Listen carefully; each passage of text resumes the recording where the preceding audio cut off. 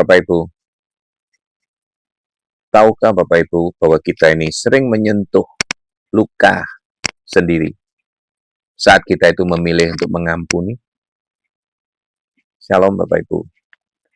Ada perjuangan yang tidak terdengar di mimbar, tidak terlihat di altar, tidak tercatat di buku pelayanan Bapak Ibu. Ini adalah perjuangan batin ketika mulut berkata, aku mengampuni, tetapi hati masih gemetar oleh luka yang lama, Bapak Ibu. Yesus berkata, ampunilah, maka kamu akan diampuni. Lukas 6 ayat 37. Namun tidak pernah ia berkata bahwa pengampunan itu tanpa rasa atau tanpa air mata, Bapak Ibu. Dan ketika fokus kita itu mengampuni orang lain, diri kita mulai bersuara, Bapak Ibu. Pengampunan sering diajarkan sebagai tindakan rohani, tetapi jarang diajarkan sebagai proses emosional, Bapak Ibu. Saat kita fokus mengampuni orang lain, perasaan kita atau perasaan di dalam diri kita ini mulai muncul, marah yang tertahan, kecewa yang dipendam, luka yang disangkal, dan lelah yang disembunyikan di dalam senyum rohani. Mazmur berkata, selama aku berdiam diri, tulang-tulangku menjadi lesu, karena aku mengeluh sepanjang hari. Mazmur 32 ayat 1. Diam bukan berarti sembuh, Bapak Ibu. Mengampuni bukan berarti mematikan perasaan. Mengampuni tanpa memahami perasaan diri akan melahirkan iman yang lelah, Bapak Ibu. Yesus mengampuni, tetapi ia tidak menyangkal rasa. Lihatlah Yesus. Ia mengampuni mereka yang menyalibnya.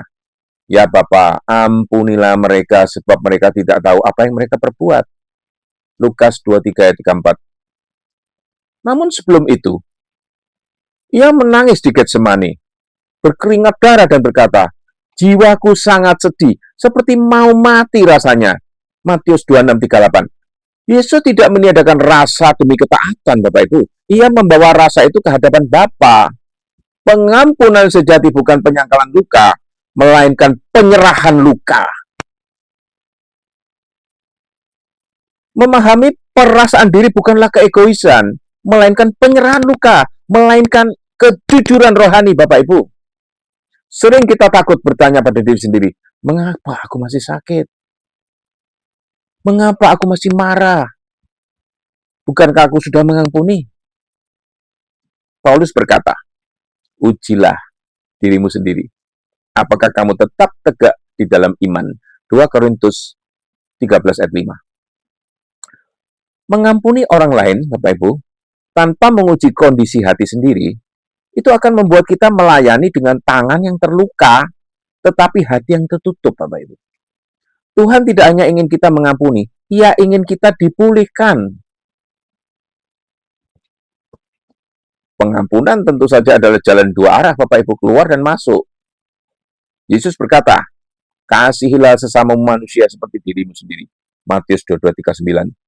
Perhatikan, Yesus tidak memisahkan kasih kepada sesama dan kasih kepada diri sendiri.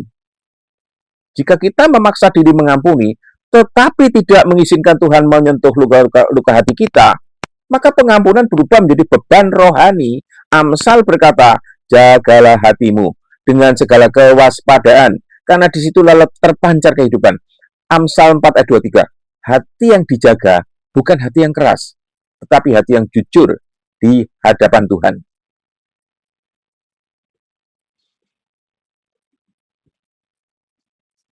Nah, Bapak Ibu merasa khawatir? Ada Roh Kudus yang menolong kita menguasai rasa takut itu.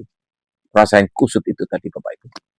Roma 8 ayat 26 berkata, Roh membantu kita di dalam kelemahan kita, sebab kita tidak tahu bagaimana sebenarnya harus berdoa. Kadang kita berkata, Tuhan, aku mau mengampuni, tetapi aku tidak tahu harus bagaimana dengan perasaanku ini. Dan disitulah Roh Kudus bekerja. Bukan menghakimi perasaan, tapi menuntunnya, Bapak Ibu.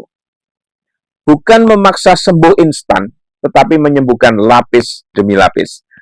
Pengampunan bukan satu keputusan, melainkan perjalanan yang ditemani oleh Roh Kudus. Pengampunan membebaskan orang lain, tetapi terlebih dahulu membebaskan diri kita, Bapak Ibu. Yesus berkata, kebenaran akan memerdekakan kamu. Yohanes 8 ayat 32. Kebenaran itu adalah aku terluka, aku marah, aku kecewa, tetapi aku memilih menyerahkan semuanya kepada Tuhan. Bukan karena orang lain pantas diampuni, melainkan karena aku tidak diciptakan untuk hidup di dalam belenggu luka. Itu.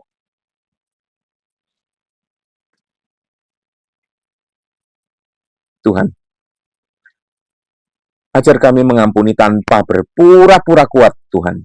Mengampuni tanpa menekan air mata, mengampuni sambil Engkau menyembuhkan kami. Kami tidak ingin hanya benar secara teologi, tetapi mati secara emosi.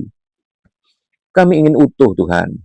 Utuh di dalam kasih, utuh di dalam pengampunan, utuh di dalam pemulihan. Ia menyembuhkan orang-orang yang patah hati dan membalut luka-luka mereka. Kami percaya itu, Tuhan. Amin.